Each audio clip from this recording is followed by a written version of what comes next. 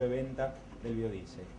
Hay una primera etapa que es en el año 2000-2001 se produce un cruzamiento de curvas. Hasta ese momento era muy caro el aceite que viene por arriba en la curva lila y muy barato el diésel. De golpe hubo un problema en el mercado aceitero, enormes existencias, y pasó a ser más barato hacer biodiesel que diésel. Tanto es así que vino el boom, un boom enorme, empezó a hacer tapa de los diarios, pero sabíamos que era difícil sostener ese precio de aceite. Había llegado en el 2000 a 253 dólares la tonelada de aceite de girasol en Argentina, cuando hace unos meses atrás llegó a tocar 1.900 dólares, el mismo producto. Veamos el incremento que ha tenido. A partir de ese cruzamiento de curvas, el mundo empezó a darse cuenta que la llegada del biodiesel era irreversible. Y fíjense lo que hay que ver de este gráfico, que cambian las direcciones de las curvas y empieza a crecer la correlación entre el precio del diésel y el precio del aceite vegetal. Entonces, se vuelve a producir otro cruzamiento de curva en el 2005 y de nuevo pasa a ser más caro el aceite, pero fíjense lo llamativo del último tramo. Es como dos rectas prácticamente. Si hacemos una extrapolación y una proyección, por ejemplo, con un sistema estadístico con mínimos cuadrados, nos vamos a dar cuenta de esta realidad. En el mercado del azúcar pasa algo parecido.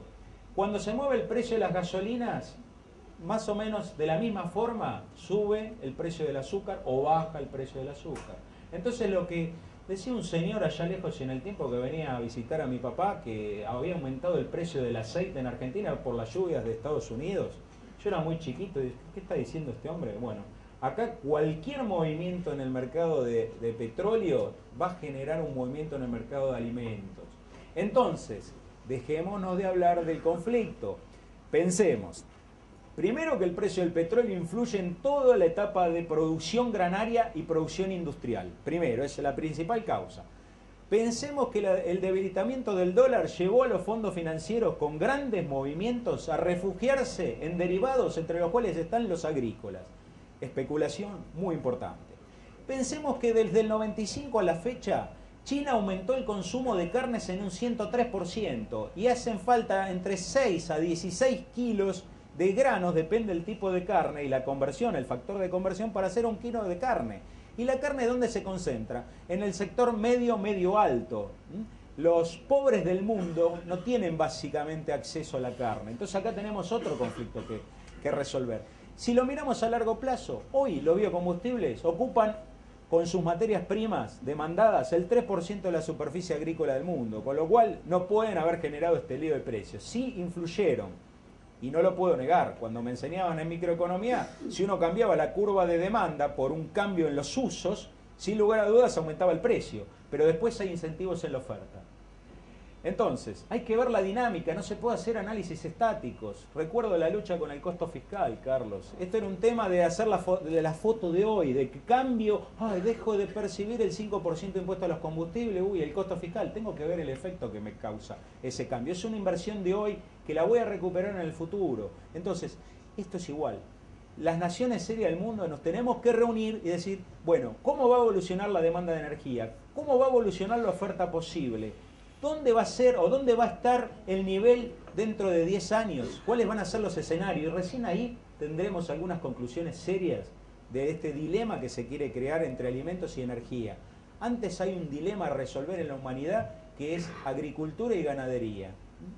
Tenemos que hacer mucha carne, pero también tenemos que pensar que la forma más sencilla de darle proteínas al mundo no está por el lado de la carne, sino básicamente por el lado de los vegetales. La soja, toda la proteína de soja del mundo podría alimentar gran parte de las necesidades proteicas de la humanidad agregándole 3 o 4 aminoácidos. El problema es justamente que la soja se destina para consumo animal mayormente. Entonces, el problema del hambre del mundo viene por otro factor, que es la desigualdad, el nivel de mala distribución de la riqueza, que es un problema con el que convivimos durante siglos. No le podemos echar la culpa a los biocombustibles de este problema. Si le hacemos los deberes mal, por supuesto. Si hacemos más energía biológica de la que los recursos nos permiten, sin ninguna lógica, y dejamos que el hombre actúe sin ningún tipo de controles, con un Estado ausente, seguramente va a haber problemas.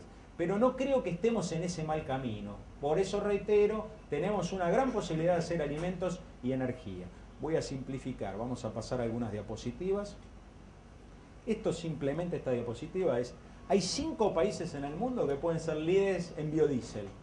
¿Por qué? Porque son los que tienen grandes volúmenes de aceite que pueden exportar. Los 2 grandes productores de aceite del mundo son Malasia e Indonesia, que hacen aceite de palma africana. Es el producto más abundante del complejo oleaginoso. Estados Unidos, Brasil y Argentina son los ojeros. Bueno, acá está el grupo de países. Acá están los 5 países que van a armar el grueso del comercio internacional de biodiesel. Cuando hablamos de etanol hay un gran jugador en el mercado internacional que es Brasil y Estados Unidos, que tiene un complejo muy grande para consumo interno. Hay una serie de cuestiones, barreras que se comienzan a gestar en cuanto a la sustentabilidad. Europa dice, yo voy a comprar biocombustibles, pero vamos a exigir que esos biocombustibles sean sustentables. ¿Por qué? Porque evidentemente hubo problemas. El avance de la frontera agrícola en Malasia e Indonesia por la palma fue feroz. Acá viene la reacción. Va a tener que demostrarse que todo el proceso de la cadena de valor de la producción de biocombustibles, desde el cultivo hasta el consumo, se hace con normas sustentables. Son conceptos conocidos, un ordenamiento territorial. Si logramos una reglamentación de la ley de bosques, nos entrenamos bien y vemos cuáles serían los puntos a optimizar, seguramente Argentina resuelve el problema.